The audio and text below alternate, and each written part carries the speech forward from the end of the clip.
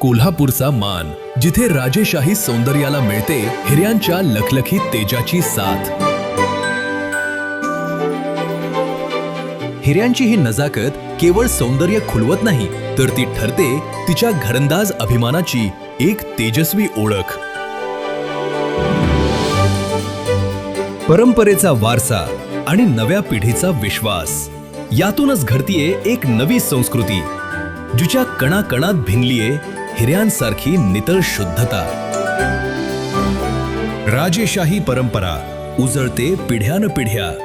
Mahendra jewellers, Rajarampuri, Kolhapur. सीमा तपासणी नाक्यासाठी संपादित करण्यात आलेल्या काही जमिनी महामार्गालगत असून त्या ठिकाणी हॉटेल व्यवसाय सुरू आहेत। महामार्गावरील मार्ग बंद करून वाहतूक वळवण्याचा प्रयत्न होत असल्याचं पाहून संबंधित शेतकरी आणि स्थानिक नागरिक घटनास्थळी एकत्र आले। यावेळी प्रकाश बेलवाडे आणि शेतकरी यांच्यात वाद वाढत जाऊन शेवटी धक्काबुक्की झाली। या घटनेची माहिती मिळताच पोलिसांनी तातडीनं हस्तक्षेप करून प्रकाश बेलवाडे यांना कागल पोलीस ठाण्यात आणलं। बेलवाडे पोलीस ठाण्यात असल्याचं समजताच राष्ट्रवादी काँग्रेस पक्षाचे अनेक कार्यकर्ते पोलीस ठाण्याच्या आवारात जमा झाले। यावेळी परिस्थिती तणावपूर्ण बनत चालल्यानं पोलिसांनी बळाचा वापर करून गर्दी पांगवली।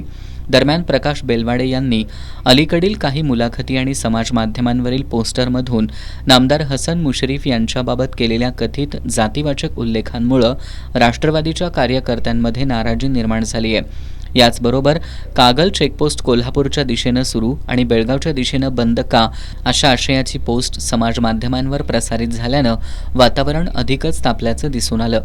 यावेळी उपविभागीय पोलीस अधिकारी सुजितकुमार क्षीरसागर यांनी प्रकाश बेलवाडे, शेतकरी आणि संबंधित कार्यकर्त्यांची बाजू ऐकून घेतली।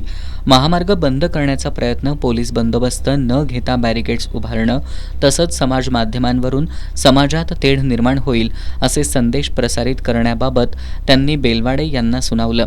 प्रकाश बेलवाडे यांनी आपल्याला मारहाण झाल्याचा दावा केलाय, तर शेतकरी आणि कार्यकर्त्यांनी मात्र मारहाण झाल्याचा आरोप फेटाळलाय। दोन्ही बाजूंकडून एकमेकांविरोधात तक्रारी दाखल करण्याचं काम उशिरापर्यंत सुरू होतं।